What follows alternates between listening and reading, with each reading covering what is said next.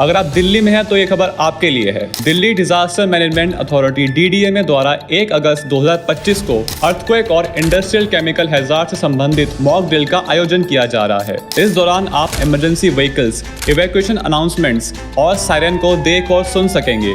लेकिन घबराएं नहीं, पैनिक ना करें और ना ही कोई अफवाह फैलाएं। इमरजेंसी टीम के साथ पूरा सहयोग करें। ये मॉक ड्रिल आपकी सुरक्षा सुनिश्चित करने के लिए की जा रही है। Stay alert, stay safe. धन्यवाद।